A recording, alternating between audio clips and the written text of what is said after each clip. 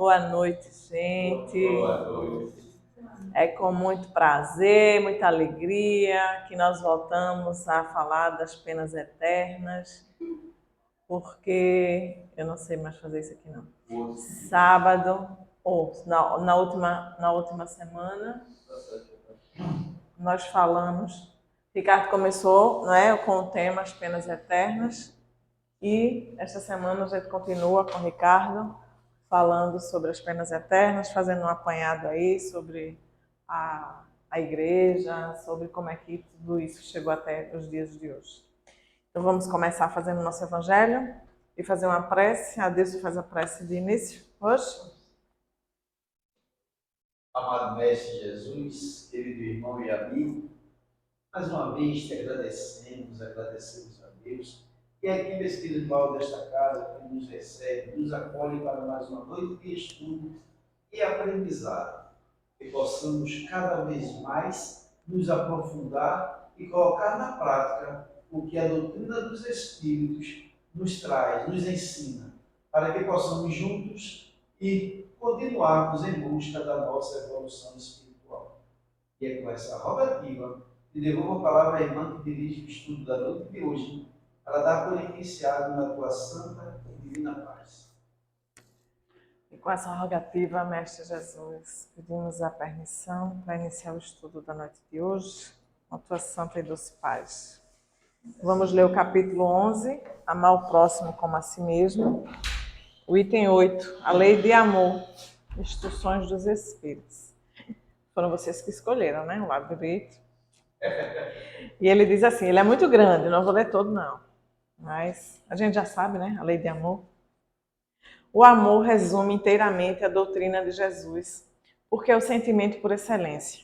E os sentimentos são os instintos elevados à altura do progresso realizado.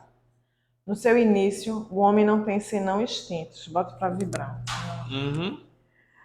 Mais avançado e corrompido, só tem sensações. Mais instruído e purificado, tem sentimentos. E o ponto delicado do sentimento é o amor. Não o amor no sentido vulgar do termo, mas este sol interior que condensa e reúne em seu foco ardente todas as aspirações e todas as revelações sobre-humanas. A lei de amor substitui a personalidade pela fusão dos seres e aniquila as misérias sociais. Feliz aquele que, ultrapassando a sua humanidade, ama com amplo amor seus irmãos em dores. Feliz aquele que ama, porque não conhece nem a angústia da alma, nem a miséria do corpo. Seus pés são leves e vive como que transportado para fora de si mesmo. Quando Jesus pronunciou esta palavra divina, amor, ela fez estremecer os povos, e os mártires, ébrios de esperança, desceram ao circo. O Espiritismo, a seu turno, vem pronunciar uma segunda palavra do alfabeto divino. Estai atentos, porque esta palavra ergue a pedra dos túmulos vazios, e a reencarnação, triunfando sobre a morte, revela ao homem maravilhado seu patrimônio intelectual. Não é mais aos suplícios que ela o conduz, mas à conquista do seu ser elevado e transfigurado. O sangue resgatou o espírito e o espírito deve hoje resgatar o homem da matéria. Disse eu que no seu início o homem não tem senão instintos e aquele, pois, em quem os instintos dominam está mais próximo do ponto de partida que do objetivo. Para avançar em direção ao objetivo é preciso vencer os instintos em proveito dos sentimentos. Quer dizer, aperfeiçoar estes, sufocando os germes latentes da matéria. Os instintos são a germinação e os embriões do sentimento. Eles carregam consigo o progresso como a bolota encerra o carvalho. E os seres menos avançados são aqueles que, não se despojando, senão pouco a pouco, de sua crisálida, permanecem escravizados aos instintos. O espírito deve ser cultivado como um campo. Toda a riqueza futura depende do labor presente. E mais do que bens terrestres, levar-vos-á a gloriosa elevação. É então que, compreendendo a lei de amor que une todos os seres, nela encontrareis as suaves alegrias da alma, que são o prelúdio das alegrias celestes. Lázaro, Paris, 1862. Essas mensagens todas são lindas, né? Eu fico encantada com tudo isso que eles trazem para a gente. Mas ele vem dizer aqui o amor, né? A lei de amor. Jesus veio trazer isso para a gente. Jesus, na verdade, veio mostrar para a gente só isso, né? O amor. Que trabalha ou extinguiria todos os nossos vícios, né? Todas as nossas dificuldades. Vê como ele fala aqui que acabariam as misérias, né? Se a gente amasse, né? Como amar ao próximo, ele superar a nossa humanidade, né? Superar a nossa maneira de ser material e amar ao próximo, né? Sem distinção e diferente, aquele amor fraterno, aquele amor que reconhece todo mundo como igual, aquele amor que como eu costumo dizer, quando a gente chegar nesse patamar de amar os nossos semelhantes, a gente não vai ter ninguém passando fome, passando dificuldade, passando necessidade, porque a gente não vai conseguir ver isso, né? A gente não vai conseguir suportar. Vai ser como se fosse um ente querido nosso que estivesse ali passando necessidade e a gente não suporta isso, né? Então, a gente estende esse amor para toda a humanidade.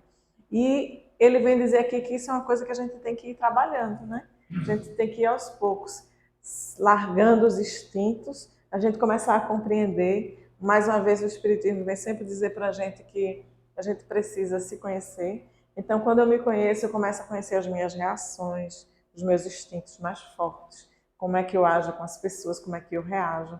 E eu começo a identificar o que é essa reação, o que é um instinto que é natural e que é da lei de sobrevivência, né? Porque muitas vezes, se você é atacado, você vai se defender.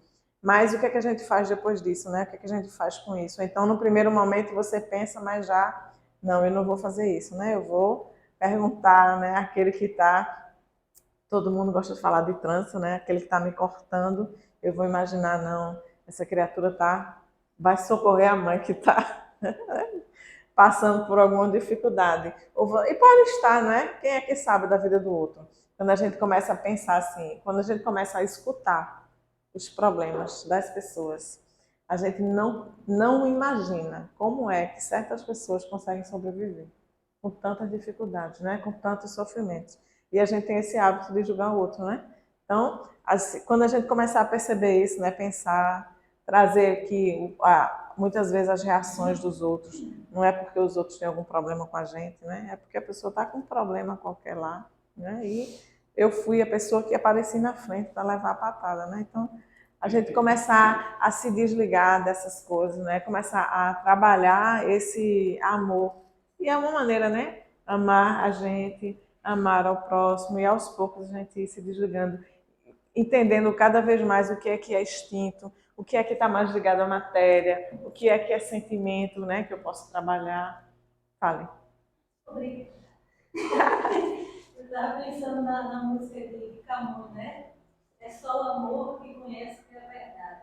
O amor é bom, não teme o mal, não sente inveja ou se envaidece.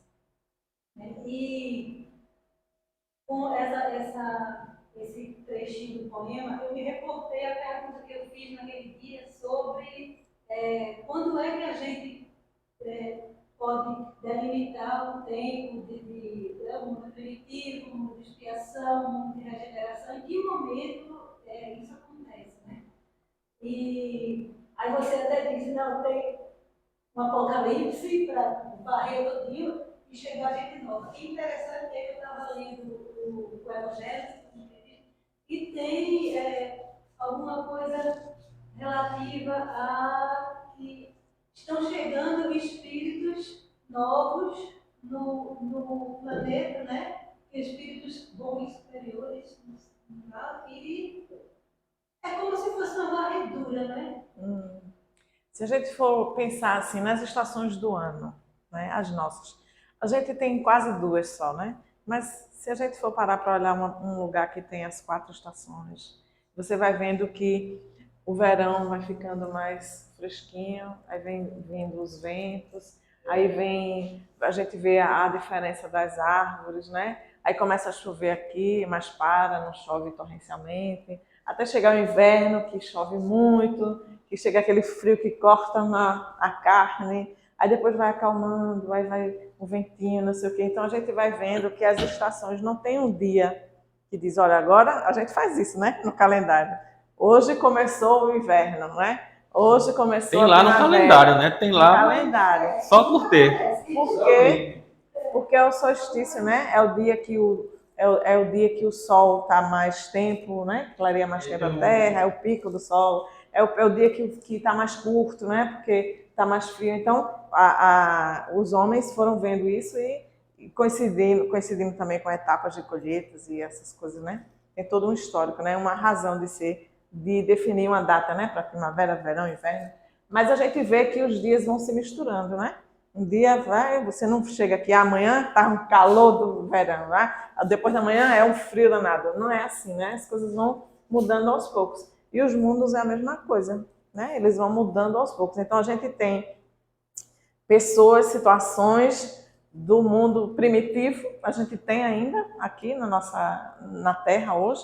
A gente tem a maioria de expiação, né? Que a gente está vendo aí como as pessoas estão agindo e tudo mais. E a gente tem um mundo de regeneração já começando, as pessoas querendo se modificar, as pessoas pensando no bem, as pessoas, né? Então não vai existir, eu não acredito nem o espírito que vem dizer um negócio desse, que a 2050 o mundo está regenerado. Só se acontecer isso. Vamos exilar todo mundo que está ali pensando no mal e levar todo mundo, né? E eu acho que essa regeneração já deve ter começado lá com Jesus, né? Naquela época, que vem vindo assim, né? Ele vem trazendo isso para amadurecer com a gente, para a gente ir crescendo e alimentando essas coisas e modificando, né? Então, e a mesma coisa é a gente vai estudando, aprendendo um com o outro. Eu não vou acordar amanhã uma pessoa maravilhosa, né? Sem ser egoísta, né? Sem ser vários defeitos que eu tiver. Amanhã eu vou acordar? Não sou perfeita agora. Não acontece, a gente vai mudando aos pouquinhos também, né? Aprendendo aos pouquinhos. Até que aprender não é fácil, né? A gente aprender, a gente tem um hábito que a gente acha que é verdade, que a gente acha que tem que ser assim, até que a gente entenda que não é assim, que o outro é que tem razão, que eu tenho que mudar, que eu tenho que fazer diferente. Começo a fazer aquilo forçadamente, até que um dia eu começo a fazer aquilo de coração, né? Até que um dia eu começo a fazer assim, eu quero fazer desse jeito, eu me sinto bem fazendo desse jeito. Então é tudo um ciclo, né? Que a gente estudou em matemática, né? Os ciclos, como é que é? Os conjuntos, interseção e por aí vai. Bem, gente, já passei da hora, vou passar para Ricardo. Quem não falou, não fala mais. Fala. Tá pronto aqui, técnica? Aperta onde? Aqui?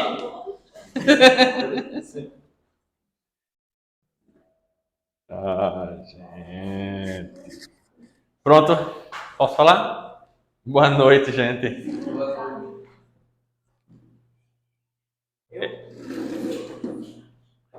A semana passada, né, a gente começou falando sobre essa doutrina das penas eternas.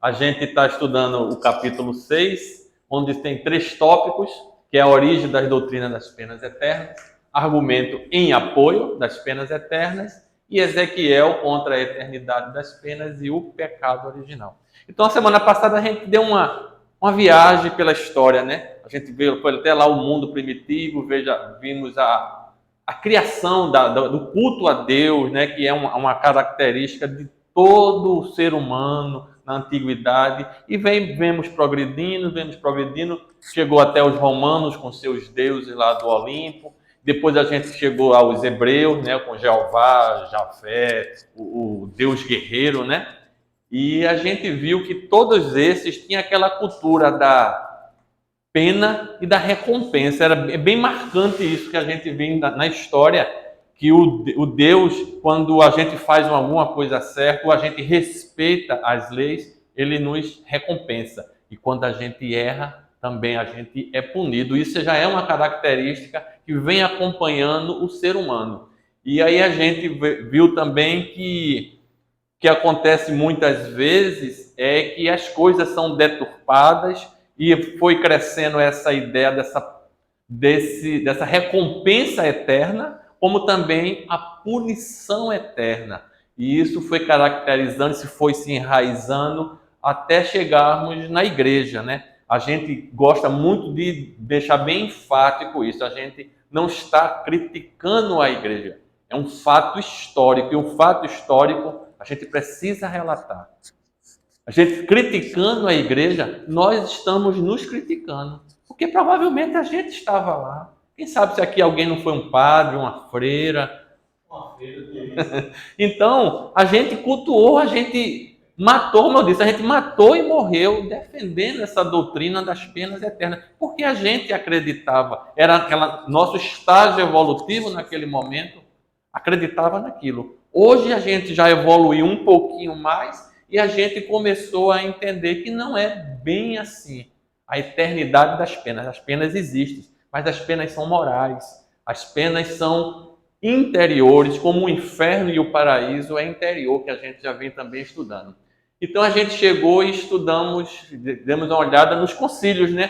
Que nos concílios que houve lá na Igreja Católica, foram 21 concílios desde a fundação até a década de 60, que foi o último. Ali foi se enraizando, cada um vinha com uma ideia, naqueles concílios, naquelas reuniões dos bispos, e cada um chegava e propunha a sua ideia, o seu pensamento, aquele grupo, e ali havia uma votação e determinava, está certo isso, não está certo, a gente aceita, a gente não aceita. Resumidamente, foi o que a gente viu a semana passada. Então, a gente parou quando chegamos nos dogmas, né? O que é o dogma? É uma característica das religiões. O Espiritismo não tem dogmas. A única doutrina que não tem dogmas. Verdades absolutas. Então, a gente vai agora ver o que é o dogma. Olha, para a igreja, dogma é uma verdade de fé revelada por Deus. Logo, um dogma, veja, é imutável e definitivo. Veja, como eu disse na minha semana passada, a igreja criou isso e ela agora está encurralada, porque ela não pode mudar os dogmas, porque é uma verdade que foi revelada por Deus ao Papa e ela é imutável e definitiva. Como é que a igreja pode chegar agora e dizer que o inferno, as penas eternas, por exemplo, não existem, né? Logo, não pode ser mudado nem revogado, pois Deus, sendo perfeito e eterno, não está sujeito à mudança. Veja que situação. A palavra dogma vem do verbo grego dokein, não sei como é que pronuncia isso, que significa parecer bem. Assim, dogma significa um decreto, uma prescrição legal. Se a gente tem uma obra que está com algum problema estrutural, a gente chama um engenheiro. O engenheiro analisa e ele dá o parecer dele sobre aquela obra. É um dogma. Então eu consulto o Papa sobre uma situação e o Papa se pronuncia, por exemplo, o batismo, e ele dá o parecer dele lá, foi um dogma. Então o dogma nesse sentido de parecer, é um decreto, uma prescrição que aquela pessoa dá. Entre os primeiros padres da igreja, a palavra significava decreto, preceito, ensinamento e muitas vezes uma instrução moral do Cristo. Veja, uma instrução moral. Onde é que a gente começa a analisar todos os dogmas, a gente vai ver que Jesus não falou nada daquilo. Quem criou aquilo, quem botou aquilo ali, achou. Foi muito achismo. Errados, um por inocência, outros de propósito, visando outros interesses, como a gente vai ver mais à frente. Portanto, os dogmas constituem os pontos fundamentais da fé e da prática religiosa e tudo o que é objeto do preceito. Certo? Alguma coisa aqui falar? Não, né? Olha, diga. Nessa ocasião, na época da criação dos dogmas, esses irmãos que estavam tão ferozes assim, dizendo que teria que ser daquela forma, poderiam estar sendo alvo de uma obsessão? Poderia, Sim, né? poderia sim, poderia. Espíritos querendo aproveitar, sempre contra o Cristo, né? Jogam sempre contra o Cristo, dizer não, você vai fazer assim, vai dizer isso. Pode. E infelizmente eles não entenderam. Pode ser. Como nós estávamos lá e não entendíamos naquela ocasião. São vários fatores, hoje, né? Tem vários fatores. Eles dizem que tem algumas obras que a gente vê que tem espíritos que vivem nesse mundo trevoso, e é como se eles se programassem para reencarnar, para vir aqui no mundo material, pôr em prática tudo que ele estudou lá. Sim. Então, às vezes acontece. Por exemplo, um padre, um bispo, um papa, ele pode vir com essa ideia, né? E chegar aqui e fazer isso. Mas são vários fatores que a obsessão é um deles. Ok. Obrigado. Olha, são 43 os principais dogmas proclamados pela igreja. 43. Dividido em 8 categorias. Então a gente vai ver o dogma sobre Deus, sobre Jesus, sobre a criação do mundo, sobre o ser humano, marianos, sobre o Papa e a igreja, dogmas sobre os sacramentos e os dogmas sobre as últimas coisas. No que a gente está estudando, eu vou dar uma passada bem ligeira em tudinho, mas o que a gente está estudando aqui nesse capítulo tem a ver com dogmas sobre o ser humano e sobre as últimas coisas. Certo? Rapidamente, para a gente não se prender muito a isso, mas para a gente ter uma... Eu mesmo não conhecia nada disso. Se vocês conhecerem, me ajudem, porque esses dogmas eu não conheço nada. Mas é bom aí. A existência de Deus é um dogma da igreja. A existência de Deus como objeto de fé. A unidade de Deus. Deus é eterno. A Santíssima Trindade. Essa aí eu nunca consegui entender. Né? Deus, Pai, Filho e Espírito Santo, tudo num só. Eu nunca consegui entender isso. Quem quiser acrescentar alguma coisa aqui, a gente não vai se focar muito nisso não, porque acho que não tem muito a ver com o nosso estudo. Mas é bom a gente ter conhecimento disso. Ou vocês querem ler? Quer ler alguma coisa aqui? A existência de Deus. A ideia de Deus não é inerente em nós, já que transcende a natureza humana. Mas nós temos capacidade natural para conhecê-lo, de certo modo, espontaneamente, por meio de sua obra. O ser humano pode saber que Deus existe, por exemplo, mediante a observação atenta do universo natural. Correto, né? Quer conhecer a Deus? Olha a obra. A ideia de Deus não é inerente. Agora, esse começo não é inerente a Deus. Eu também não entendi. Da Igreja Católica. É como se a gente não tivesse a ideia de Deus. Eu também não achei isso meio contraditório. A segunda parte é legal, tá certo. Santo Agostinho é ideia que o homem nasce mal? Nasce mal. Tinha. E aí, o homem nasce mal e que quando criança precisa ser moldado, precisa apanhar, precisa ter castigo. Apanhar não, mas moldar também tá certo. Moldar a criança. Ele é mais rigoroso um pouquinho, né? Vamos lá. Existência de Deus como objeto de fé. A existência de Deus, porém, não é apenas objeto do conhecimento da razão natural, mas também é principalmente objeto da fé sobrenatural. Bem confuso, né? Isso aí. O sobrenatural hoje a gente sabe que Não é apenas objeto do conhecimento da razão, mas também é a principal objeto. Consegue ler sempre para a gente explica. Não seria teoricamente racional. Acho que eles dessa época deveriam estar relacionados com a questão da ciência que é experimental. Acho que está mais ligado a essa questão. E não ser racional justamente por isso, né? Se você for tentar provar a existência de Deus, Não tem como provar. você consegue postular, mas provar ainda não. Ainda não. É por isso que eu acho que ele fala dessa questão de não ser uma razão, conhecimento e razão natural. Vamos lá. Unidade de Deus. Não existe mais que um único Deus. Ok, né? Deus é eterno. Deus não tem princípio nem fim. Está além do espaço e do tempo, como somos capazes de experimentá-los e concebê-los. Também está certo. Santíssima Trindade, a gente já viu aí, né? Deus uno em 3 pessoas, Pai, Filho e Espírito Santo. Cada um possui imutável essência divina. Quem quiser me explicar, ela vai explicar agora. Uma pessoa que vai me explicar a Santíssima Trindade.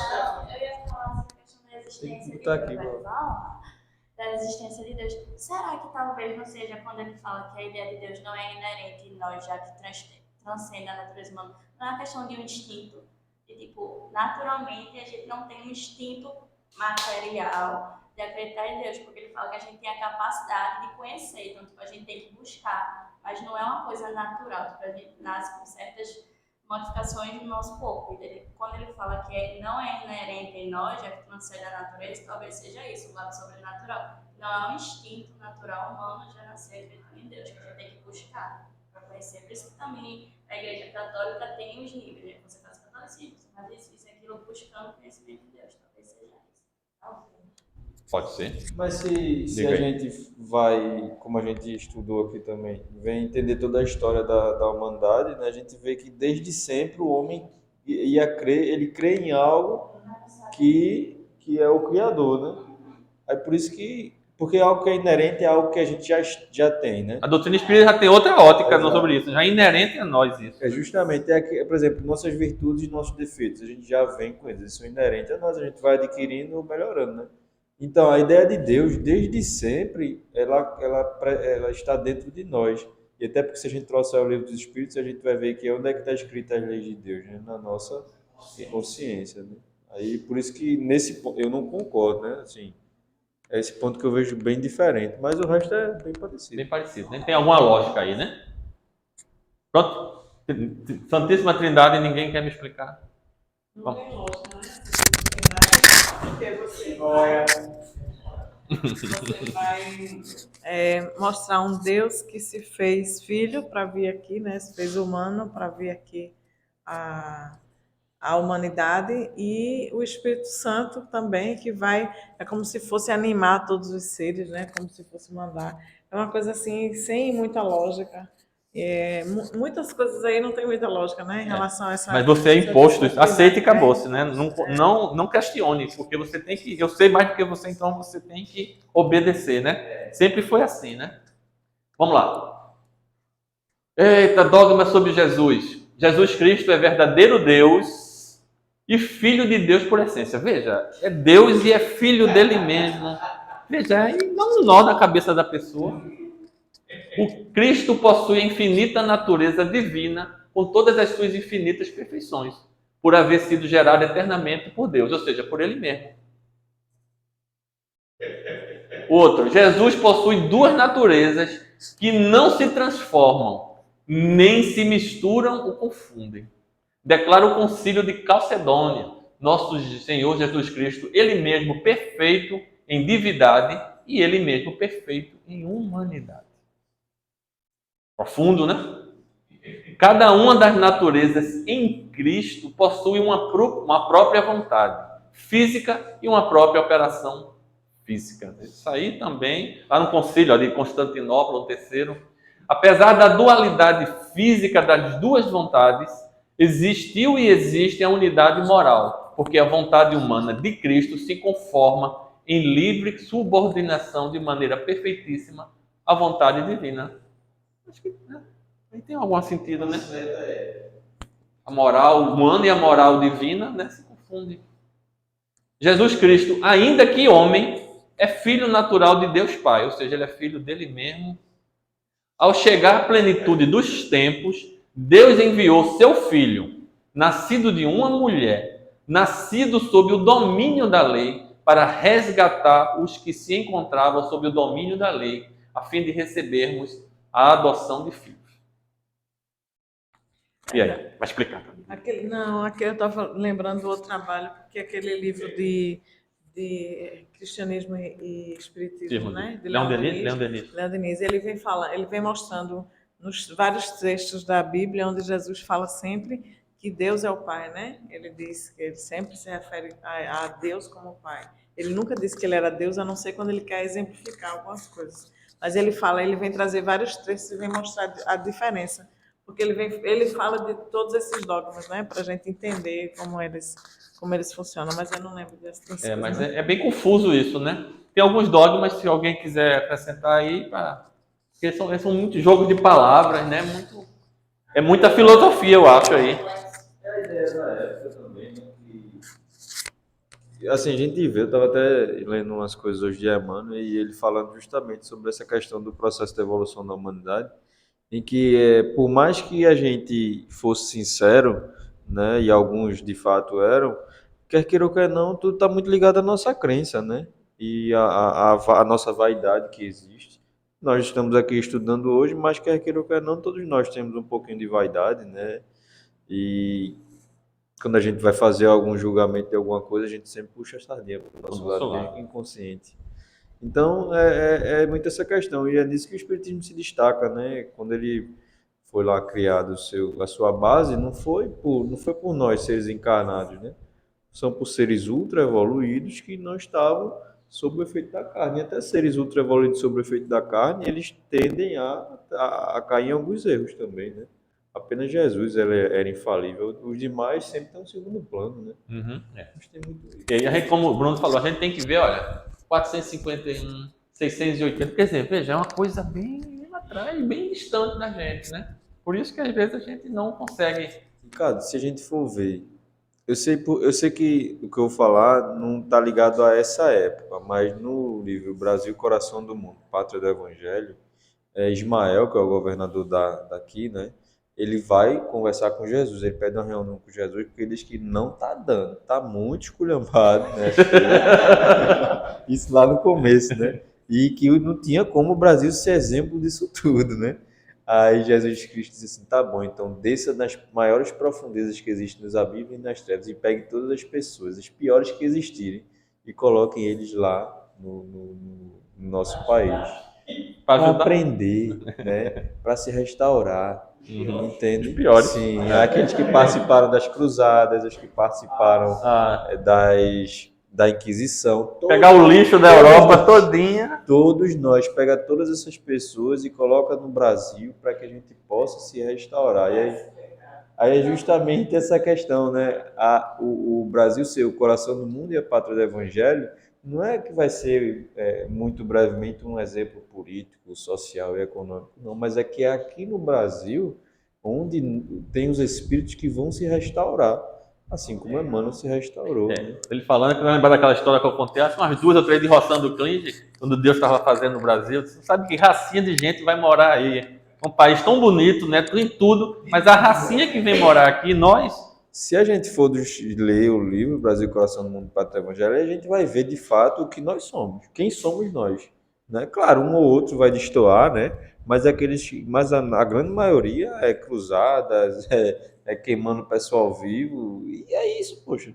Então, não tem muito o que fazer, é a gente estudar a história, entender a história e tentar se redimir, assim como Emmanuel e muitos outros. Exatamente, e não repeti-la, né? E a gente vê que os portugueses, né, que colonizaram, quem foi que veio para aqui? Né? Foram os ladrões, né, lá de Portugal, os degredados de Portugal. Então, confirma exatamente. A história mostra o que Humberto de Campos está dizendo. Confirma, essa história está mostrando. O que seria do Afeganistão, hein? A Índia, esses países que ainda estão no olho por olho de dentro. Ainda são menos de que vê daqui, viu? Aí os espíritos falam para a gente, que o Brasil ainda não tem um karma coletivo muito forte e que as coisas ainda vão piorar bastante para que nós possamos aprender através dos erros que nós cometemos no passado, né? Então, se segura. A gente tá ferrado. Eu vou fazer minha mala e vamos embora. A hora é essa. É só você falar e assim. Eita, estamos passando por isso. Eu leio logo. Lei de causas e efeitos, meu amigo. Me vem logo na memória. Nada que tá ruim não Possa piorar, Vamos lá, continuar os dogmas sobre Jesus. Aí vem, Cristo imolou-se a si mesmo na cruz como verdadeiro e próprio sacrifício. No inefável mistério, Cristo, por sua natureza humana, era ao mesmo tempo sacerdote e oferenda, mas por sua natureza divina, juntamente com o Pai e o Espírito Santo, os três num só, era o mesmo que recebia o sacrifício. Então ele se sacrificou para ele mesmo. Veja, é um nó. Que existia isso aí, não. E eu cortei, viu? Tem mais coisa, porque eu cortei, que é bem extensa a explicação, não dá para a gente aprofundar muito. Cristo nos resgatou e reconciliou com Deus, com Ele mesmo, né? Por meio do sacrifício de sua morte na cruz. Veja. Jesus Cristo quis oferecer-se a si mesmo a Deus Pai, como sacrifício apresentado sobre a ara da cruz em sua morte, para obter-nos o perdão eterno. Ao terceiro dia, depois de sua morte, Cristo ressuscitou glorioso dentre os mortos. Ao terceiro dia, ressuscitado por sua própria virtude, levantou-se nosso Senhor Jesus do sepulcro. Então é a ressurreição, né, de Cristo, né? Cristo subiu em corpo e alma, ele levou o corpo, né? E assentado à direita de Deus Pai. Assentado à direita de Deus Pai. Mas ele não é Deus? Como ele sentou à direita dele mesmo? Ressuscitou dentre os mortos e subiu ao céu em corpo e alma. Então ele levou o corpo, né? Pelo dogma, o corpo de Cristo nunca foi achado porque ele ressuscitou e levou o corpo. Mas o corpo era ele mesmo ressuscitado. Aí a gente fica nessa confusão aí. Diga, Deus. Obrigado. Desde pequeno nós fomos sempre orientados nessa situação. Muitos hoje já com uma certa idade, para você fazer, mudar esse pensamento é difícil, meu amigo. Porque muita encarnação. precisa, porque está entranhado na gente, né? Eu estou mais de que eu acho que eu tenho uns 15 anos de espiritismo, mas ainda tem coisa, meu amigo, Dá um nó, né? que dá um nó, eu fico olhando assim e disse, meu Deus do céu, eu comecei a entender depois que eu encontrei o livro O Evangelho segundo o Espiritismo e o de Divaldo, esqueci o nome dele agora. Eu comecei a ler esses livros e entender. Eu não me encontrava na Igreja Católica em uma certa ocasião, aí depois não só pode receber a hóstia consagrada quem casar na Igreja Católica. Eu digo, oxe. Aí foi quando eu comecei a me afastando e depois eu veio a doutrina espírita, eu comecei a conhecer, entender coisas que ainda tenho muito que aprender. Pois é. Vamos lá. Tem agora os dogmas sobre a criação do mundo ali. Tudo que existe foi criado por Deus a partir do nada. A criação do mundo a partir do nada não apenas é uma verdade fundamental da revelação cristã, mas ao mesmo tempo chega a alcançá-la a razão com apenas suas forças naturais, baseando-se, por exemplo, nos argumentos cosmológicos, argumento da causa primeira e argumento da contingência. Argumento da contingência, alguém conhece? Eu não conheço, não me aprofundei nesse estudo. Mas alguma coisa que eu estou entendendo, se a gente observar o estudo, vai ver que Deus criou tudo, né? Eu estou entendendo mais ou menos alguma lógica aí, pelo menos aí eu vejo alguma lógica. Agora, do nada, né? O nada a gente sabe que não existe, né? Deus criou tudo, agora, como Ele criou, de onde Ele tirou, a gente ainda não tem condições de dizer. Foi assim. Ah, você Ele sabe? deu um sopro. Esse sopro viajou pelo universo e encontrou o fluido cósmico universal, que mais alguns passos encontrou o fluido vital. Aí formou-se o espírito. Mais ou menos. Caráter temporal do mundo. O mundo teve princípio no tempo, pois o infinito, que é Deus, né, é capaz de criar o finito. E o eterno é capaz de dar existência ao temporal. Ou seja, o mundo, o planeta Terra um dia vai acabar, vai desaparecer. Tem lógica, né? Porque é finito, matéria vai desaparecer quando ele cumprir a sua missão, que está aqui como essa escola de almas, ele deve voltar ao todo. Tem lógica. Com a evolução de todos que aqui se conta. Né? Conservação do mundo. Além de criador, Deus é conservador, pois conserva na existência a todas as coisas criadas. E tem lógica, né? Deus Sim. Realmente ele é um mantenedor de tudo, né? Vamos lá. Essa aí tem alguma coisa a ver com o que a gente está estudando. Vamos lá. O homem é formado de corpo material e alma espiritual. Segundo a doutrina da Igreja, o corpo é parte essencialmente constituinte da natureza humana, certo? E não carga e estorvo, como disseram certos hereges. Igualmente, para defender o dogma católico contra os que dizem que consta de 3 partes essenciais, corpo, alma animal e alma espiritual, o Concílio de Constantinopla declarou que o homem tem apenas uma alma racional e intelectual. A alma espiritual é o princípio da vida espiritual e, ao mesmo tempo, o é da vida animal. E aí? Tá certo isso? Diz aí, Bruno. Parece que quanto mais complicado, melhor, né? Porque ninguém consegue entender e obedece. Realmente, a gente tem um corpo material e tem uma alma espiritual, né? Tá certo, eu acho que tá certo isso aí, a parte inicial. Aí tem algum grupo, né, que ele diz que tinha corpo, alma animal e alma espiritual. Tinham 2 almas. E a Igreja Católica foi contra isso lá no Concílio de Constantinopla. Que o homem tem apenas uma alma racional, o nosso espírito, né? É o espírito. E intelectual. É uma alma só, ela é racional e intelectual. A alma espiritual é o princípio da vida espiritual e, ao mesmo tempo, o é da vida animal. Eu não vou me aprofundar porque eu tenho medo de falar alguma besteira aqui. Agora aqui a gente dá para conversar melhor. O pecado de Adão se propaga a todos os seus descendentes, por geração, não por imitação. Veja, o pecado, que é a morte da alma, se propaga de Adão e Eva, né? Vamos botar os dois, né? A todos os seus descendentes, a todos, absolutamente todos. E não por imitação, sendo inerente a cada indivíduo. Ou seja, não é que a gente vai fazer o mesmo pecado que Adão e Eva fez, não. A gente já nasce com pecado. Não importa o que a gente faça, o que a gente seja, nós já somos pecadores. Porque Adão, lá atrás, ele já errou, então a gente está impregnado no nosso DNA pecador. Para a igreja, você adora uma herege, então. Porque o dogma pode modificar. Você já botou que é Eva também. Mas, rapaz, vamos puxar a sardinha pra gente também, né? É, né? Eu querendo puxar para o nosso lado, o Bruno jogou areia aí. A culpa disso, se você for ver na igreja, na Bíblia, todos os males do mundo é culpa da mulher. É bem machista. É bem machista a Bíblia, né? Bem espiritual. Ele vem dizendo aí que apesar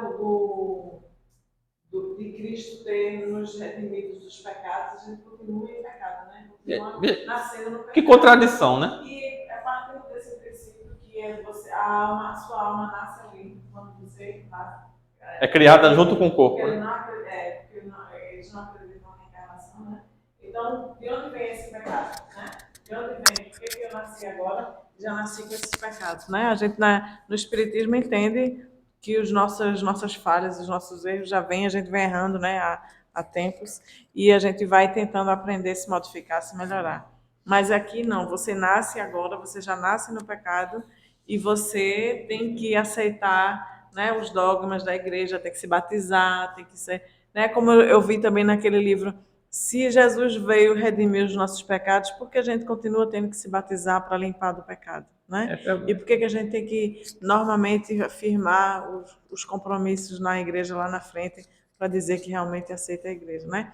E por que se eu não me batizar eu vou para o inferno, né? Porque eu estou em pecado. Então são coisas que vêm se contradizendo, né? Que é para você não pensar mesmo e acabou-se. Eu tinha um padre que dizia que se eu não batizasse meus filhos eles iam para o inferno e a culpa era minha. Então aí era terrorismo, é o terrorismo. Meu filho não. Minha filha se batizou com 15 anos. Meu filho não quis, não. É pro inferno. Eu também vou junto com ele, viu? Então, são coisas que a gente não consegue entender. Se a gente parar para pensar, né? Você perguntar, mas por quê? Né? Por quê? Sem contar com as outras coisas que a gente aceitava isso, né? De olhos fechados, né? A gente foi evoluindo, hoje a gente está questionando, a gente está aqui debatendo. A gente aceitava isso, numa boa. Eu acho. Venha pra cá, minha linda.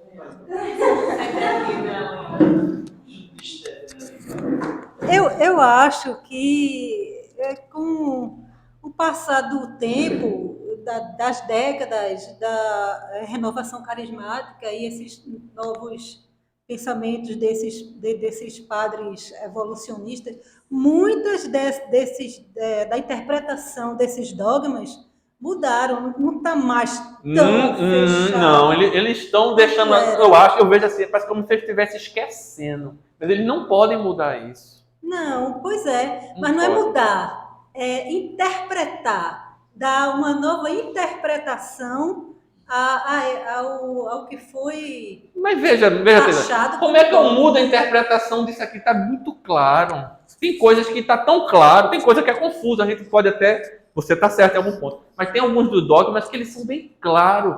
A contradição é ali gritante. E você não tem argumento. Como você não tem argumento, eu boto para debaixo do tapete e vou levando a vida assim. Porque um dogma eu não posso mudar. Sabe o que acontece? É que hoje em dia o mundo está se modernizando. As pessoas que estão participando da Igreja Católica, por exemplo, estão abrindo mais, né? Estão tendo mais consciência, questionando mais as coisas, mas o estudo continua igual. Eu conheço pessoas que são fervorosos católicos, né, que não aceitam que você... Eu tenho um colega que é advogado e ele não faz divórcio, porque ele não aceita o divórcio. A Igreja Católica não aceita o divórcio. Não então faz ele não faz. Ele não faz.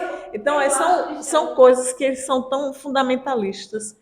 E ele chega para mim e diz assim: essa história de Inquisição é mentira. Não houve Inquisição. Então, quando a pessoa começa a falar desse jeito, aí eu digo, bem, não dá mais para conversar com você, né? Porque se você... Eu acho que isso aí é generalizado. Existe um grupo ainda que conserva essa igreja, entendeu? Então, esse grupo, só quem é cristão é a igreja católica e o protestante. Então, nós espíritas não somos cristãos, entendeu? Então, é toda uma fundamentação que mantém ali e que não quer largar isso, entendeu? Então, esses dogmas aí, ninguém discuta não, que é assim e é assim mesmo. E como a gente viu na aula passada, a gente está evoluindo. A doutrina religiosa que não evoluir com o ser humano, com a população, com a ciência, ela vai perdendo os adeptos e vai ficando para trás. Esses radicais, esses fundamentalistas, eles vão desaparecendo com a ordem natural, eles vão reencarnar com esse pensamento, mas vão mudando. Isso é um trabalho que leva séculos. Se a gente pegar Santo Agostinho, são 1.400 anos, desde o defensor das penas eternas até o Santo Agostinho da codificação. São 1.400 anos. Esse espírito fervoroso, um dos pais da igreja, fundador, criador das penas eternas, um dos sensitivadores, chega agora no Evangelho e diz que a cada um segundo as suas obras. Não existe o pecado, não existe a doutrina das penas eternas. Então muda, então é um progresso. Esse exemplo que ela trouxe, esse defensor que ela trouxe hoje, daqui a, sei lá, 100 anos, 1000 anos, 2000 anos, ele vai reencarnar com uma visão totalmente diferente. O Ricardo, mas com relação ao que Teresa disse, algumas coisas eu também concordo, porque, por exemplo, se a gente for ver o Papa Francisco, né, quando ele assumiu, não mais, mas um pouco mais recente, quando ele assumiu, ele mesmo disse: não existe fogo no inferno e Adão e Eva não são reais. Né? Ele está em choque com o dogma, né? Exato. Existe de fato essa modificação. E se a Igreja Católica, não a Igreja, mas a religião católica, ela de fato quiser continuar existindo, né, vai ter que existir modificações, assim como todas as religiões. Inclusive a doutrina dos Espíritos, ela vai ter que ir se adequando às descobertas que a gente for fazendo, né? Isso. É justamente aquela questão da ciência. Esses dogmas, eles são reais, concordo, mas eu acho que com o passar do tempo, existe um movimento que, de fato, vai renovando ou dando uma cara diferente a essas coisas. Exato. Aqueles que vão... O Papa Francisco, por ter ido de encontro a muito dos dogmas da Igreja Católica, inclusive do casamento homossexual, ele sofre muita agressão por conta disso. Mas ele, como representante maior, ele falou, está falado. Né? Então, eu acho que existem, sim, modificações. Eu acho que existem, talvez, ressignificações, retrabalho. Né? Alguns não vão aceitar. A gente tem isso dentro da doutrina dos espíritos. Se tem. A gente tem numa casa espírita, quanto mais na doutrina, né? Como toda. Então, a gente vê a nossa semelhança. Né? Se alguma pessoa traz alguma coisa, alguma visão diferente do livro ao qual essas pessoas mais antigas interpretam, ela é dada logo como tá doida, né? Então, eu acho que sim, as coisas tendem a mudar, assim como dentro também de nós. E talvez não seja nem o princípio das coisas, mas a forma como a gente interpreta. Né? Mas a gente vê que realmente está certo. Agora a gente vê a dificuldade que a igreja tem, né? Porque você diz que aquilo é uma verdade, é imutável, não pode. E agora eu estou com uma outra visão. É difícil, você fica encurralado, fica engessado. A doutrina espírita não tem esse dogma. O que Kardec diz? Se a ciência te provar em algum ponto que a doutrina espírita está errada, deixa naquele ponto, deixa a doutrina de lado, segue a ciência. Veja, que liberdade. Até agora ninguém provou nada que esteja errado. Então ela não é engessada. Vamos dizer assim, a reencarnação, o dogma, não é um dogma. Ele é uma prova, é um estudo, é uma análise. Ele não está ali obrigando a acreditar na reencarnação. O próprio Kardec, no começo, ele não acreditava, não aceitava a reencarnação. Foi preciso ele estudar, analisar. E aí ele começou a aceitar, porque foi na razão, foi na lógica dele. Então... Ricardo, mas eu entendo que você está falando, eu concordo. Mas daí a gente vai... Diga lá. A gente vai entrar num ponto muito interessante. E por que eu digo que a gente vai entrar num ponto interessante? Porque não arrumar confusão com ninguém aqui, não. Mas quando a gente fala, né, de que O que é um dogma, como você falou aí? É uma ideia, Hum. certo? É uma lei que não se muda, Isso. beleza? A reencarnação é uma lei que não se muda? Se a ciência Não, provar, né? Se a calma, ciência calma. provar Não, esquece a ciência. É. Fala de espiritismo. dentro do espiritismo. Ela não é algo que não se muda? É. Seria algo semelhante a um dogma, certo? Não é algo semelhante a Não estou entendendo o seu ponto. Mas ele é imutável, não vai mudar aquilo. A gente entende, a gente tem um conhecimento natural, uma aceitação, uma elevação moral para entender isso. Só que, vamos fazer do ponto de vista físico, né? E eu sempre falo isso porque eu estudo muito essa questão da ciência, né? E eu vejo o que a ciência ela cresce justamente por isso. A gente não pode dar como verdade, e eu falo agora a ciência, a gente não pode dar como verdade aquilo que a gente não consegue experienciar e provar. Entende? Então, é por isso que a gente tem que ter cuidado, não aqui dentro a gente tem que de fato trazer isso, mas quando a gente vai se expressar com as pessoas lá fora, né, e a gente dizer assim, não, porque a reencarnação não é um dogma, eu concordo, mas é a forma como a gente vai se expressar, porque a gente é facilmente falseado, a gente é facilmente refutado, entende? Porque se a gente não pode provar, a gente tem exemplos de que o que podem ser a reencarnação, crianças muito jovens que têm problemas de saúde, e elas se lembram de suas existências passadas, contam isso sem ser estimuladas, né? E mostram como foram sua morte e relaciona. A gente consegue relacionar o desencarne anterior com os problemas atuais. Beleza, né? Isso são indícios para a ciência, gente. Não estou dizendo, eu acredito, tá? E por isso que eu estou aqui dentro. Mas para a ciência é indício. Até quando eu não provar, aquilo não é algo de fato verdadeiro.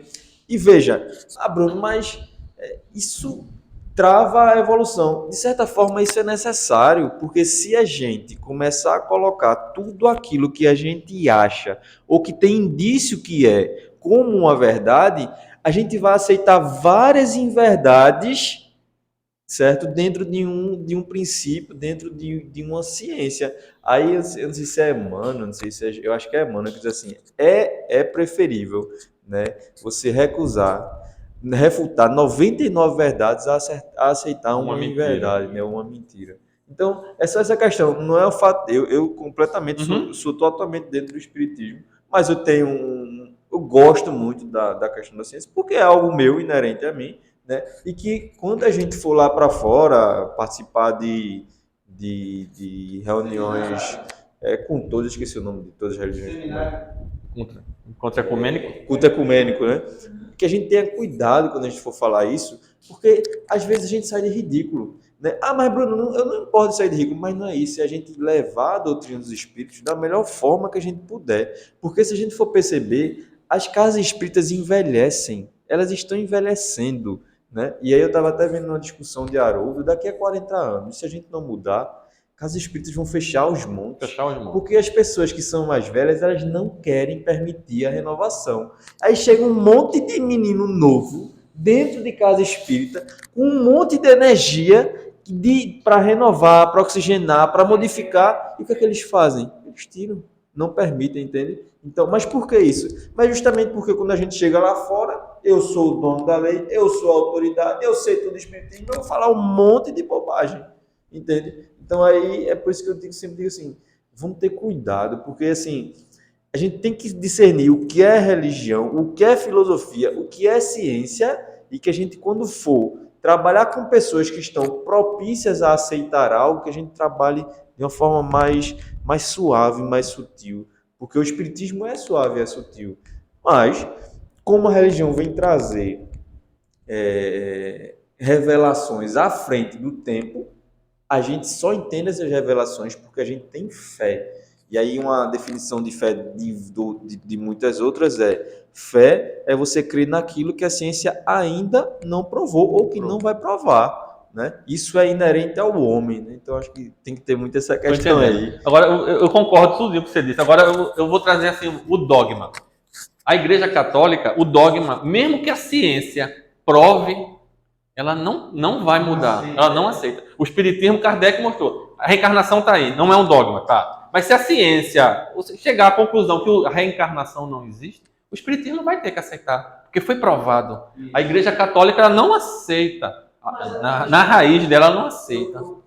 Entendeu? Mas é só uma discussão mesmo. Uhum. De forma saudável. Sim, sim. Não é... Mas, tipo assim, se a gente for ver o próprio Papa Francisco e a própria... Vamos deixar de lado. A gente conhece muito católico, que é a nossa maioria aqui, junto com os evangélicos.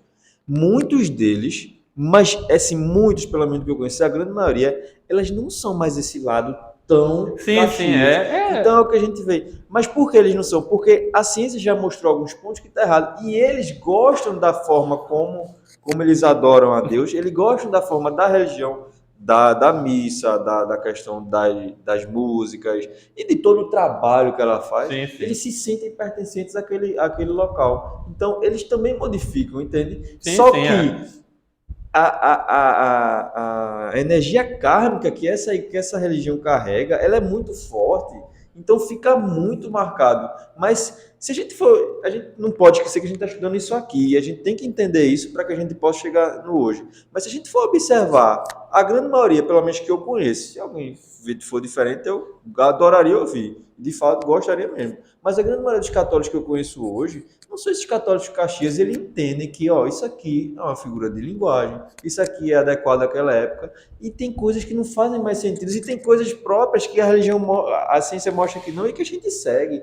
né? Uhum. Aí, então, assim, eu gosto muito de ver por esse lado. Não, Posso tá estar certo. errado. Posso dizer? Eita, agora vamos lá.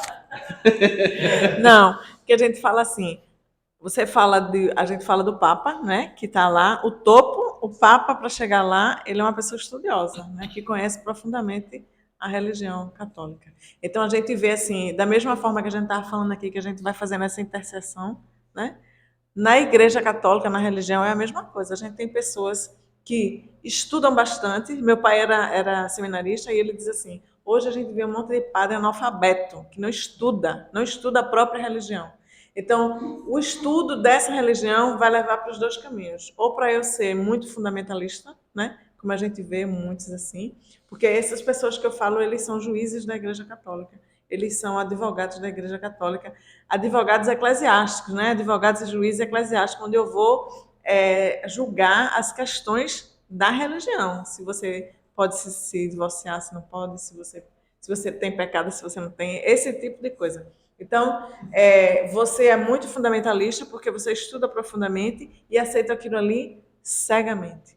Ou você, como meu pai era um deles, e ele saiu da igreja por causa disso. Estudava bastante e entendia tudo aquilo como uma alegoria, como figura de linguagem, como você tem que entender a moral, como você tem que entender o espírito da letra. E como isso a gente tem padres e bispos e papas e se fazem diferente é porque a igreja manda assim, é porque tem a lei que diz, você tem que pensar desse jeito. Um padre que eu gostava muito de ouvir era o padre Fábio de Mello e ele dizia assim, eu adoro os rituais da igreja, eu adoro aquela ornamentação toda, eu acho aquilo lindo. Então, como você diz, aquilo ali encanta, aquilo ali faz parte, a pessoa se sente pertencente àquilo.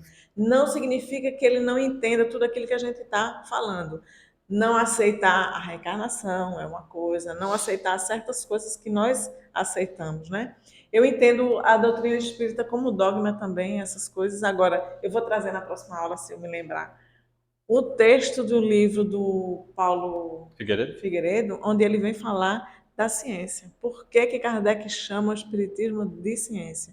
Porque naquela época a ciência era dividida, né? Você tinha ciência filosófica, você tinha ciência onde veio nascer a psicologia e tudo mais isso. Então, o espiritismo vem a ser ciência, não é experimental, nunca vai ser. E tudo que ele diz, a ciência que a gente fala hoje, ciência materialista, né? Ele nunca vai provar nada do espiritismo, né? A não ser, muitos anos lá na frente, né? Um futuro muito distante da gente. Mas é no sentido de experimentação mesmo, a experimentação que a gente faz aqui. É esse tipo de experimentação que a gente vai provar. A gente viu essa semana, não me lembro qual é o nome daquele filme, daquela porcaria que a gente viu na Netflix. O cara inventou uma máquina que provou que existe vida após a morte. Consequência disso, todo mundo do mundo mesmo começou a se suicidar. Qual é o nome daquele filme? Daqui a pouco eu me lembro. Veja, que teoria. É uma máquina que ele inventou. Então a ciência vai chegar a provar muita coisa. Vai. A gente vê.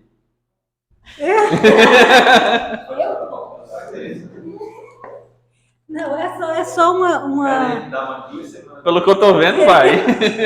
é só uma pergunta ainda sobre a gente falar em dogma e se referir a todos esses dogmas e se referir apenas à Igreja Católica. No caso, esses dogmas também não são seguidos pelas outras religiões, a presbiteriana, As protestantes. as protestantes todas. Ele tem uns É dogmas. uma ramificação da Igreja Católica. É, Na tem verdade, alguma ela só coisa não lá. aceitava algumas coisas, aí se dividiu, né? E uma parte ficou. Eu só não posso dizer que Aí são os mesmos, levaram- porque eu teria que estudar isso para ver. A Igreja Católica, né? Por isso que eles chamam de protestante. Isso. Mas os fundamentos são quase todos os mesmos, né? São pouquíssimas coisas que são diferentes. Eu conheço evangélicos. Então, quer dizer que eles concordaram em todos esses dogmas, né? A católica e os fundamentos protestantes. trouxeram todos esses dogmas para a terra. Isso aí. Eu conheço evangélicos que dizem Jesus é Deus e não tem quem modifique Pronto, é. dele, não. Essa questão de Deus a gente consegue compreender por ele ser co-criador, né? E isso está na Bíblia, lá na passagem da oração dele no jardim do Getsemane, sei lá. Essa questão da ciência, aí eu discordo completamente. Discordo muito. Porque é o que até Ricardo falou agora, né? A gente vai conseguir se comunicar, né? E entender e ver o outro lado da moeda, porque o espírito também é matéria, né? E talvez, eu acho que não vai dar para a gente trabalhar isso aqui na questão do céu e inferno. Mas quando um dia a gente estiver estudando a Gênesis, se vivo estiver, aí com certeza a gente vai trazer uma aula só para a gente estudar questão de onda, comprimento de onda, refração de luz. E aí é por isso que a gente explica que isso eu falo, que a gente vai conseguir chegar nesse ponto, né? Eu entendo que existiam várias ramificações e tudo mais, e quando você diz que o espiritismo não é esse tipo de ciência de experimentação, é outra vez onde eu discordo, porque a ciência, ela é experimentar, né? O princípio da ciência é esse. A gente pode confundir, sim, e tudo mais, mas a questão da ciência, ela vai levantar várias situações e vários questionamentos, onde a grande maioria desses questionamentos serão falseados. Ou seja, serão mostrados que eles não são verdadeiros. É a questão do Thomas Edison e a descoberta da lâmpada. Quantas vezes ele tentou até descobrir um jeito. Aí perguntarem, mas você precisou errar centenas de vezes para descobrir isso? Não. Eu descobri centenas de vezes como não fazer isso, né? Então, é justamente esse o conhecimento da ciência. Só para encerrar e você continua. Essa questão. A gente ainda não consegue, a gente entende... Ei, Tereza, vem para cá. A gente sempre está encarando a ciência como um ponto, a filosofia como outro ponto e a religião como outro. Separado. Nós temos esse instinto de separar, onde na realidade não existe essa separação. Estão todos muito próximos. E essa questão de matéria detectar o mundo espiritual é totalmente possível. E eu trago para vocês, talvez vocês, claro, vocês estão no chat GPT, né? Vocês estão tudo aí vendo. As inteligências artificiais, elas vão completamente modificar nossa vivência. Completamente. Não tem volta. Ensino, trabalho, vai acabar com um monte de trabalho. Minha gente, hoje a gente entra na inteligência artificial com certeza. Tem extensão? Com certeza vai acabar. Antigamente, vocês sabem mais do que eu, né? Antigamente você ligava para a central pegava e fazia. Não peguei esse conexão. tempo, não, viu? Pegou não? Fazia conexão com outro número, né? Eu vi em filme e novela. Hoje em dia não, a gente já liga direto, a gente já fala. Então, antigamente achava-se um absurdo. Como é que vai tirar o emprego desse rapaz? Pois é. Hoje em dia ninguém quer mais ficar na fila esperando para poder falar com uma outra pessoa. Então, gente, entendam. O Facebook, ele criou 2 inteligências artificiais e elas começaram a se comunicar entre si, certo? E elas criaram códigos entre elas. E ninguém mais entendia o que elas estavam falando. O que é que eles fizeram? Automaticamente desativaram. Então, Sim. o que é que eu proponho aqui? Que a gente entenda que até definições de inteligência para a gente vai modificar. Até definições de raciocínio para a gente vai modificar. O futuro que a gente falava antes chegou, né? Terminador do futuro. A modificação chegou. Então, assim, Não. Exterminador do Futuro, Schwarzenegger. Não, mas eu não acho que eu não gosto desse tipo de filme. Não, mas a inteligência artificial tomou conta de tudo. Eu tomou não conta. assisti. Então, não, é ótima. Tanto pode ser boa, pode ser como ruim. pode ser ruim. O homem é que vai dar destino a isso, né? Exatamente, é a forma como a gente vai colocar. Então, só que essa questão, assim, nós não estamos aqui por acaso. A doutrina dos espíritos tem o tríplice aspecto dela. Não é por acaso, né? E de fato eles vão existir desde sempre. Eu acredito que, isso é minha opinião, e aí já é fé, né? Eu acredito que os princípios da doutrina espírita eles não vão modificar. Ao longo do tempo vão se acrescentando coisas com o nosso conhecimento e a revelação das coisas através também dos espíritos. Por exemplo, Emmanuel está reencarnado. Vários espíritos vão trazer novas revelações que vão ser trazidas e aderidas ao doutrina dos espíritos. Mas nem se sabe se Emmanuel vai vir como espírita, né? Porque uma das grandes missões deles, como disseram, ele vai trabalhar na área da política, né? Então, assim, é tudo muito ainda incerto. Certo, a gente quer adivinhar, né? Só rapidinho, criando o celular, ele era para ajudar, mas ele está atrapalhando, porque ultimamente eu tenho visto tanto no motorista provocando engarrafamento e eu estressado cada vez que ele passa. O cara vem dirigindo aí também devagarinho, ó, e agarrado com o celular. Meu amigo, o celular é uma peça maravilhosa, mas o cara precisa entender o seguinte: ele não pode misturar o trânsito com o meu. Mas isso está acontecendo com você para você exercitar a paciência. Aí eu já parei de pedir paciência. Vamos lá, vamos embora. O último aqui, né? O homem caído, o pecador, né? Não pode redimir-se a si próprio. Veja, isso é um dogma. Somente um ato livre por parte do amor divino, ou seja, por Deus, poderia restaurar a ordem sobrenatural, destruída pelo pecado. Sendo Deus infinitamente grande, justo e perfeito, o crime contra ele, contra Deus, é infinitamente grave. Só poderia então ser resgatado mediante um sacrifício infinitamente meritório e reparador, do qual nós não seríamos capazes. Nós não temos condições, já que pecamos contra Deus, nós não temos condições de reparar esse erro, porque foi contra Deus.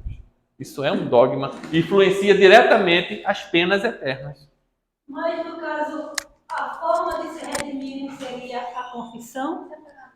Aí já é a igreja, lá na frente começou a mexer, porque tem a ideia do inferno. Aí depois eles não vão criar o purgatório. E por que criar o purgatório? A gente vai ver mais à frente por que essa ideia. Porque se você bota, você errou, está no inferno, não tem mais jeito, acabou. Mas aí eu boto você no purgatório, e se alguém da tua família orar, aquele teu ente querido, pode sair. Mas essa oração, tem um negocinho pra gente aqui, para ajudar, né? Começa, né? Então ele viu que estava muito bruto o inferno, ele deu uma amenizada. Entenderam aí? Dogmas marianos, né? Imaculada Conceição e Virgindade Perpétua de Maria. A Santíssima Virgem Maria, no primeiro instante de sua concepção, foi, por singular graça e privilégio de Deus Onipotente, em previsão dos méritos de Jesus Cristo, Salvador do gênero humano, preservada imune de toda mancha de culpa original. Ou seja, o sexo é uma mancha, é uma coisa errada. A Santíssima Virgem Maria é virgem antes, durante e depois do parto do seu divino Filho, sendo mantida assim por Deus até a sua gloriosa assunção, né? A sua elevação ao mundo dos espíritos, vamos dizer assim. Então, é isso aí, é um dogma. Maria é virgem antes, durante e depois. Não questione isso. Maria, mãe de Deus. Maria, como uma virgem perpétua, gerara a Cristo segundo a natureza humana. E quem dela nasce, ou seja, o sujeito nascido, Cristo, tem uma natureza humana. E a natureza divina, ou seja, ele é o Verbo. Daí que o Filho de Maria é propriamente o Verbo que subsiste junto à natureza humana. Então, Maria é verdadeira mãe de Deus, posto que o Verbo é Deus. Cristo, verdadeiro Deus e verdadeiro homem. Fácil? Falei grego não, falei? É isso aí. Eu não vou aprofundar não me peça para aprofundar isso não. Tô só apresentando, né, Eu estou apresentando porque isso aqui não é nossa função aqui. Dá para reconhecer. Eu não conhecia isso aí. Eu ouvi o pessoal falando dos dogmas. Mas existe, meu filho. Então ela é mãe de Jesus, mas Jesus é Deus. E se Jesus é Deus, Maria é mãe de Deus e é mãe de Jesus. Então é uma coisa só. Eles fazem Assunção de Maria. A Virgem Maria foi assunta, né? Ela subiu ao céu, né? Imediatamente depois que acabou a sua vida terrena. Morreu aqui, foi-se embora. Seu corpo não sofreu nenhuma corrupção, como sucederá com todos os homens que ressuscitarão até o final dos tempos, passado pela decomposição. Foi aula sua, não foi? Que todo quando eu acordar, né? Vai vir todo mundo com doença, com corpo no juízo final. Maria não aconteceu isso. Quando ela morreu, ela foi embora. Certo? Dogma sobre o Papa e a Igreja. Acabou seu tempo. A Igreja foi fundada pelo Deus homem, Jesus Cristo. Simples assim. Cristo fundou a Igreja. Ele estabeleceu os fundamentos substanciais da mesma no tocante à sua doutrina, culto e constituição. Jesus fez isso? Não, a gente sabe que Jesus não deixou aqui Bom, a religião. aí, Cristo constituiu o apóstolo São Pedro como primeiro entre os apóstolos e como cabeça visível de toda a igreja, conferindo-lhe imediata e pessoalmente o primado da jurisdição. Eu não sei onde é que está essa procuração que Jesus passou. Você já viu lá em algum cartório? Aí está aí. O Papa possui o pleno e supremo, veja aqui, ó, poder de jurisdição sobre toda a igreja. Então o Papa manda em toda a igreja. Não somente nas questões de fé e costumes, mas também na disciplina e governo da igreja. Então o Papa diz o que tem que ser feito, porque ele é o representante de São Pedro, e São Pedro tem uma procuração de Jesus, que é Deus. Conforme essa declaração, o poder do Papa é de jurisdição universal, não é nem na Terra, viu? É no universo. Supremo, pleno, ordinário, episcopal e imediato. É pouca coisa? O Papa é infalível quando se pronuncia em ex-cátedra. É tudo que é relacionado à fé, ao catolicismo, aos dogmas. Isso aí, o Papa ele é infalível. Você não vai levar ele um processo de um engenheiro que ele pode errar, porque ele não conhece engenharia, ele não conhece o direito civil, mas sobre religião ele é infalível. Sujeito à infabilidade papal é todo Papa legítimo em sua qualidade de sucessor de Pedro e não outras pessoas ou organismos a quem o Papa confere parte de sua autoridade magistral. Certo?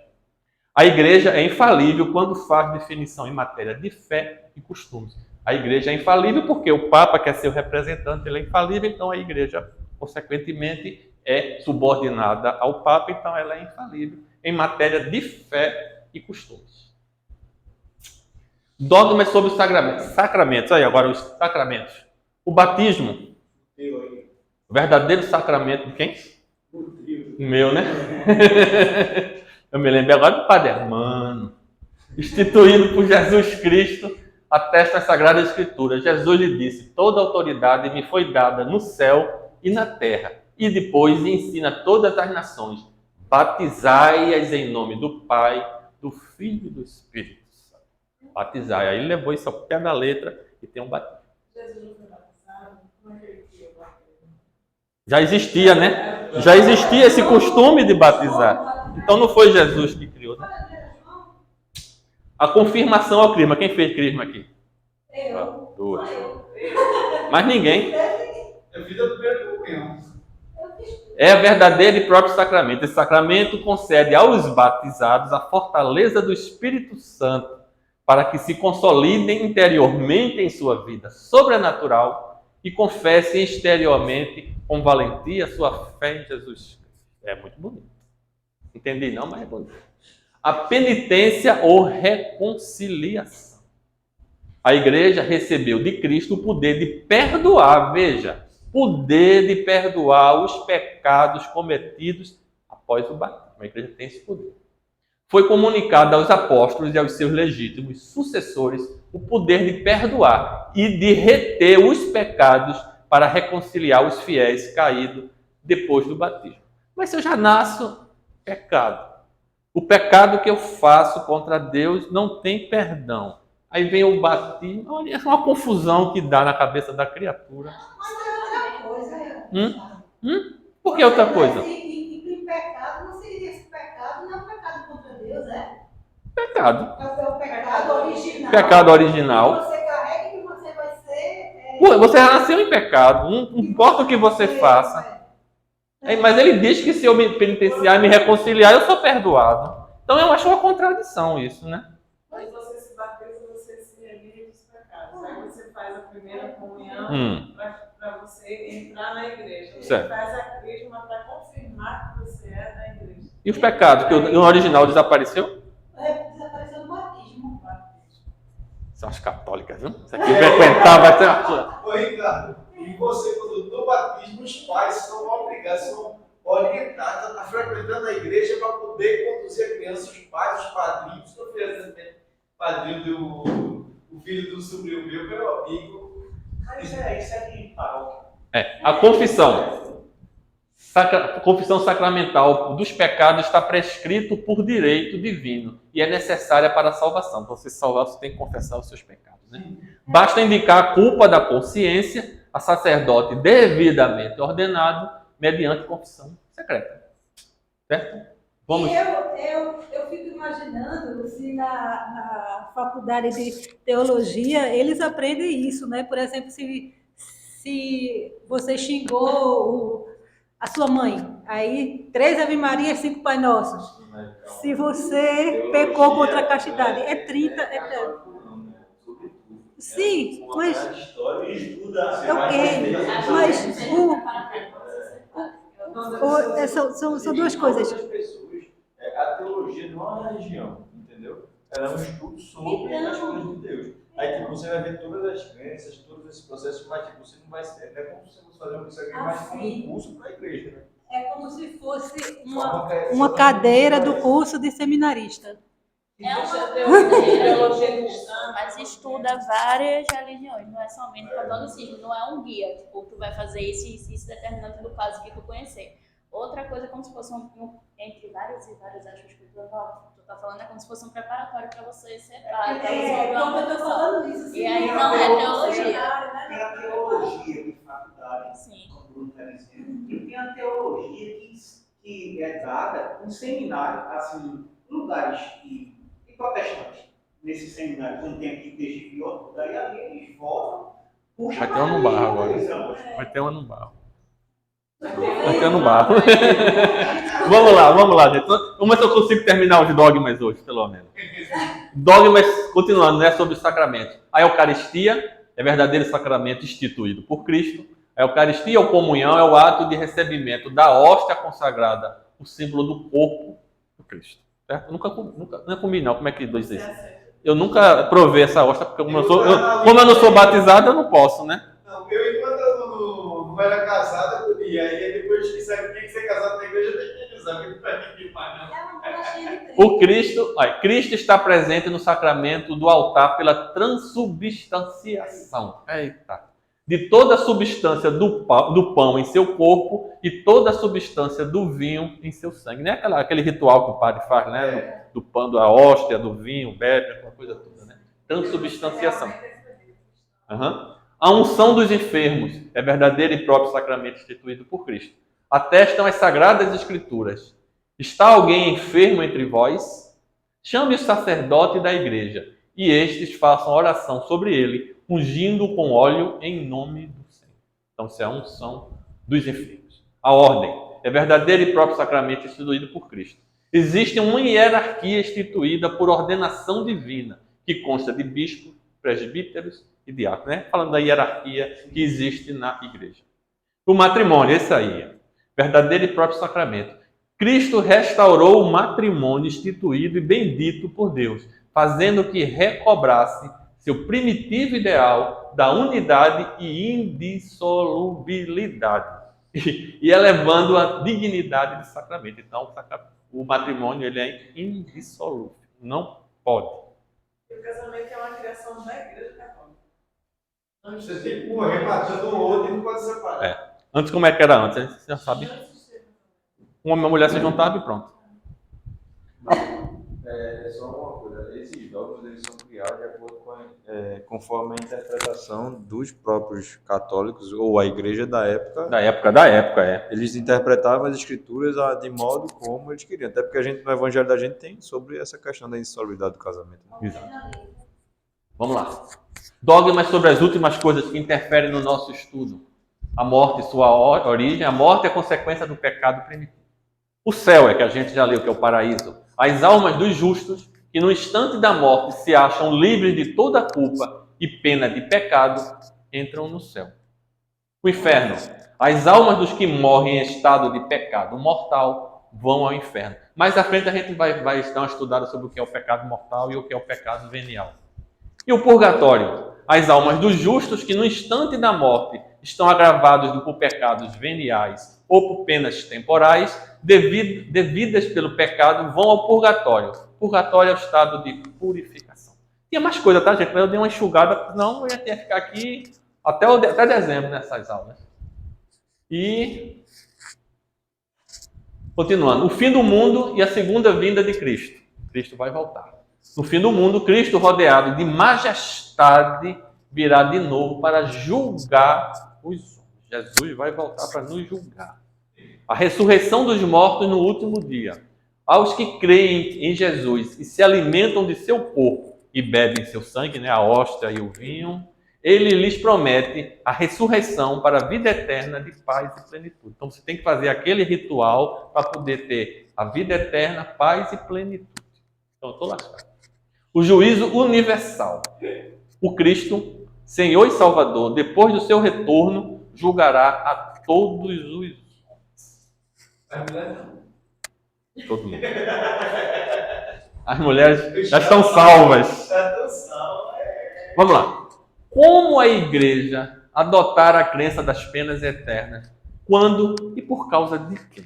A gente vem analisando, né, a história, né, como ela se conduziu até aqui. Quando? Como? Qual foi a causa de tudo isso? Aí ele diz assim, está claro que a Bíblia não pode fazer qualquer aproximação nesse sentido, embora textos do Cristo, muito mal compreendidos, levassem a isso. Então tudo é questão de interpretar o que Jesus disse ao pé da letra, ver o espírito da letra, né? Analisar. Eu posso ler, eu posso entender e propositadamente eu vou fazer diferente. Mais da frente a gente vai ver isso. Que alguns pais da igreja viram, entenderam, mas praticaram diferente.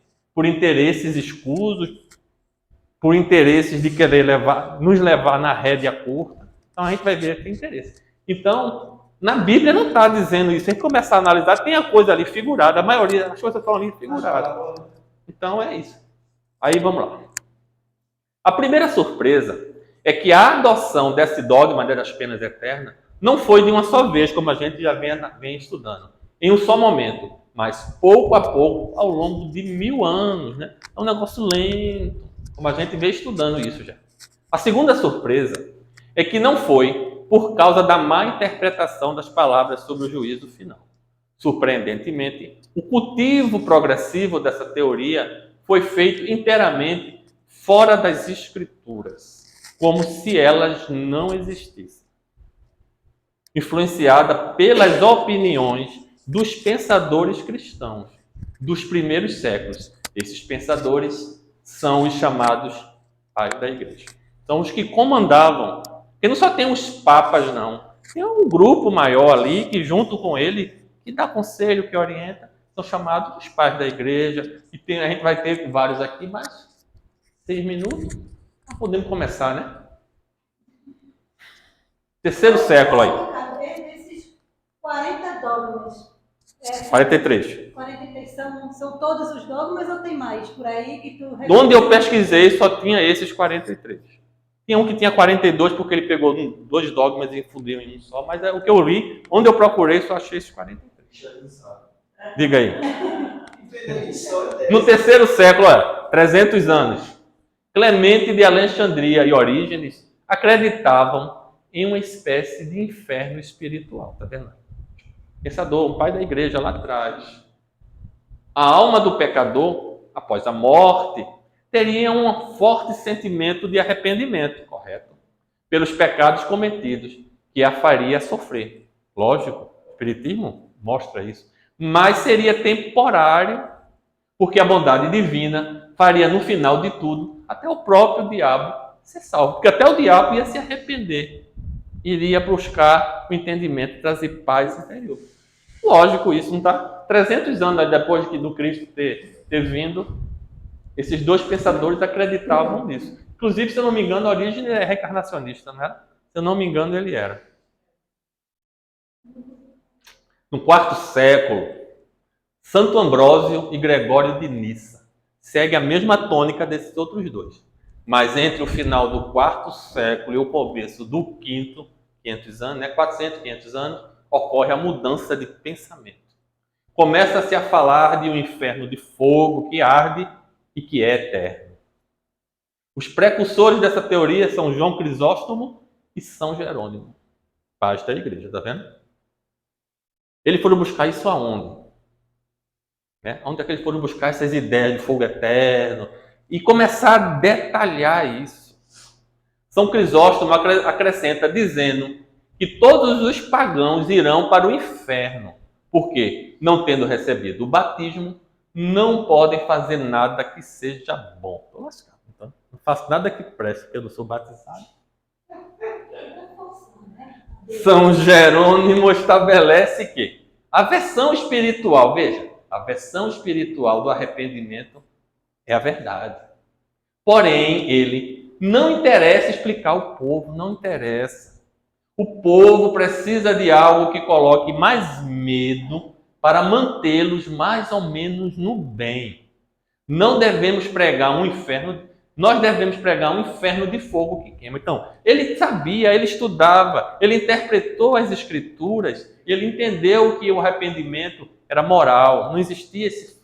Mas ele tinha que domar aquele povo, subjugar. Então, não tem coisa melhor do que o medo, pressão, para subjugar. Teve a incumbência de juntar todos os textos que existiam, né?